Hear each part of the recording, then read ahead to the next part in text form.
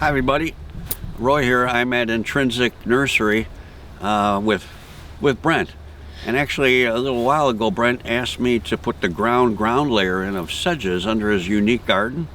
So Brent, could you explain the garden? Yeah, so we're in a perennial exotic garden inspired by the Great Dixter exotic garden, which is primarily tropical and woody. I decided to do an herbaceous exotic garden. So I was looking at plants that are growing 5 or 6 feet or taller. And after I kind of picked that plant palette and laid out the garden, I thought it would be great to have a kind of a ground cover layer.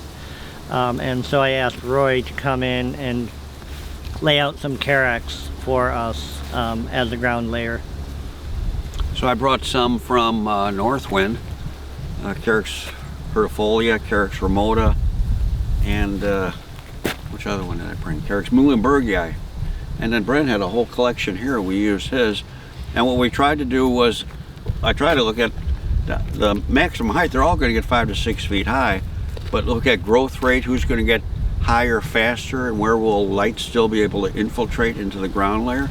So I think early on these sedges will have a good opportunity to fill in and really smother out the weed competition.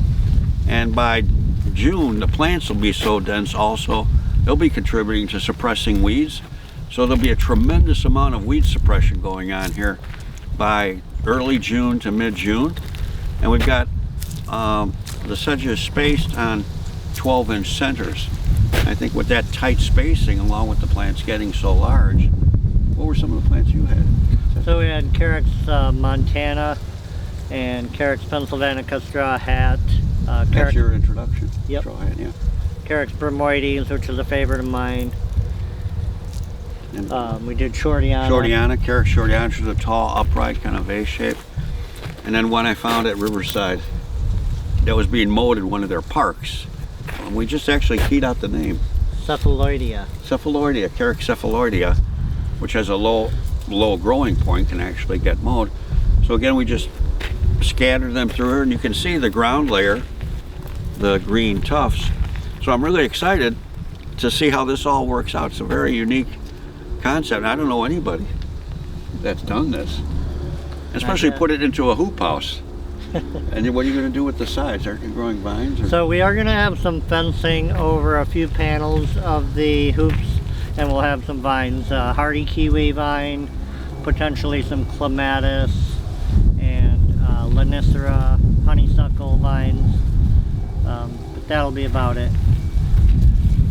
And in time, as the plants mature and really block sunlight out from hitting the soil, the sedges will find their own way to collect light energy and really stay very competitive with the tall plants, even though they're only 6 to 24 inches tall.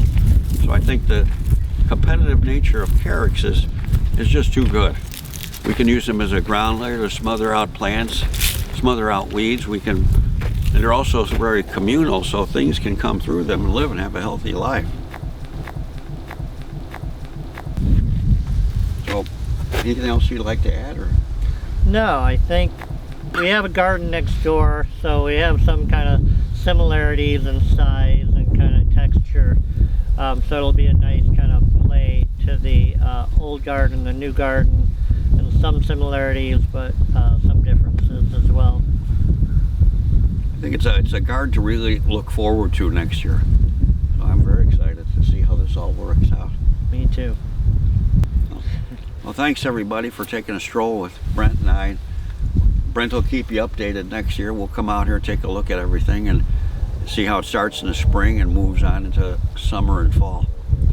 So, see you later.